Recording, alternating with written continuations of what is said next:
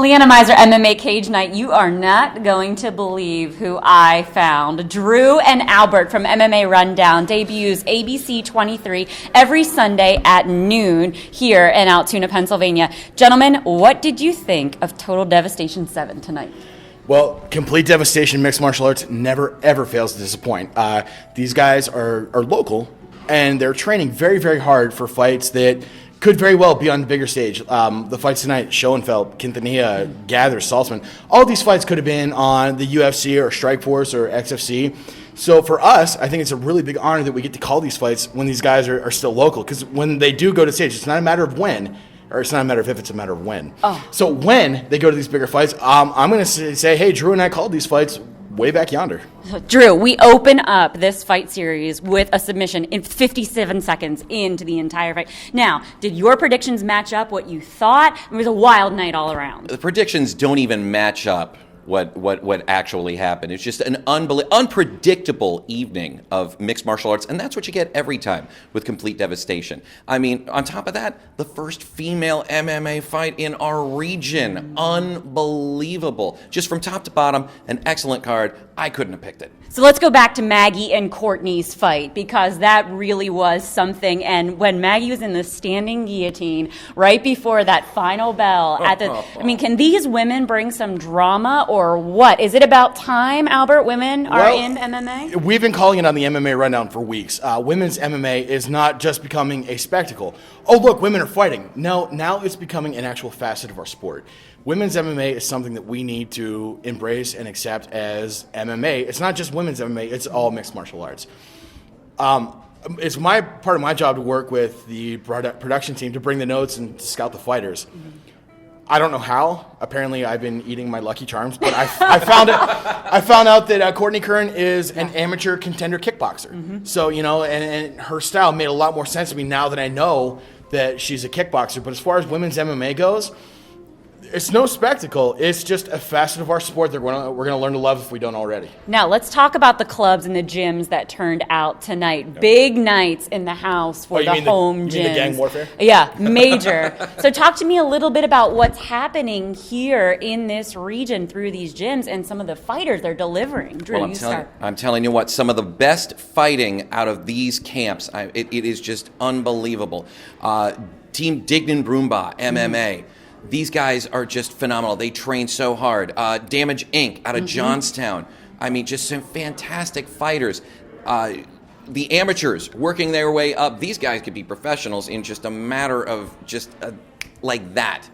Unbelievable fights, unbelievable camps. This region is just pumping out some excellent fighters, and we hope you guys will check them out and watch them when they come to your area. Okay, so talk to me a little bit. What's going to be on MMA Rundown for the next couple of weeks? What have you got? Well, whatever comes to mind. I'm a very free-spirited kind of guy. There's a segment I've done called What's Eating Albert Cameron, where I just get a big list of things that piss me off that day, and I just riff on them, like refs. Like, cornermen. It's not even refs and cornermen. The refs and cornermen get abused enough as it is. It's the kids on the internet. And I'm not talking like YouTube internet. I'm talking the underground and Sherdog, man. You guys get it, my goat, and I hate it.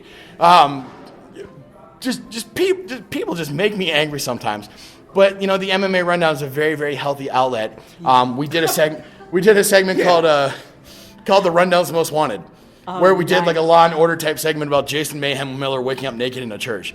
Because that's the kind of stuff I don't want to say our viewers want to see, it's the kind of stuff we want to put out. Oh. We cover local news. When we first started doing the Rundown, it was, okay, we're going to do half national news because that's what people who watch MMA, that's what they know. Mm-hmm. Well, let's throw in some local news too to get these guys some more exposure. Well, now it's more towards, these are local fights. Who cares what the UFC is doing? I can turn on ESPN and catch that. But the MMA Rundown is bringing me the stuff about my local fights that I want to see. Okay, so you bring up a good point about local fighters. We've got two right now in UFC that have come out of Pennsylvania. We have Tim the Barbarian Bosch fighting at the end of December. Mm-hmm. And also, of course, we have the Spaniard. I know he's claiming New Jersey right now, but he was a hometown boy. Talk to me a little bit about what you think of those two fighters. Well, I don't think I even need to talk about these two fighters. I can talk about fighters that we've called fights for personally that are now on the bigger stage. Daryl Horcher, who was 4-0-0, who went up against George Shepard, an M1 veteran who was like 13-6-0. On paper, Horcher was a tomato can just to be hit. Horcher knocked that guy out, and now Horcher is on Bellator. Jim Ehlers, who was a Cage Wars welterweight champion in England. Jeff Smith and Jordan Rinaldi, who were on The Ultimate Fighter. These are guys who are fighting locally here in Altoona that Drew and I have called fights for. And, that's in our portfolio. We could say, hey, I called a fight for Jeff Smith. Did you? No. Watch the MMA Rundown. I'll tell you all about it. All right, Drew, last question for you. Rhonda and Misha, UFC. What's your money on? Oh, my God.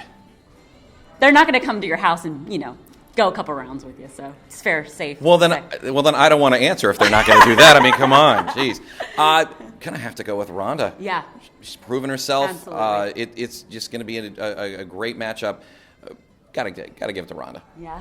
Albert, you align with Drew? No. Oh. No. And if I'm really shiny right now, I'm sorry. I'm sweaty and disgusting. He's glistening. I'm glistening. He didn't make it to makeup. I'm a heavy guy glistening. No. If the UFC signs Chris Cyborg Santos and Ronda Rousey agrees to a fight at 45, I got Rousey I got Cyborg beating the snot out of Rousey.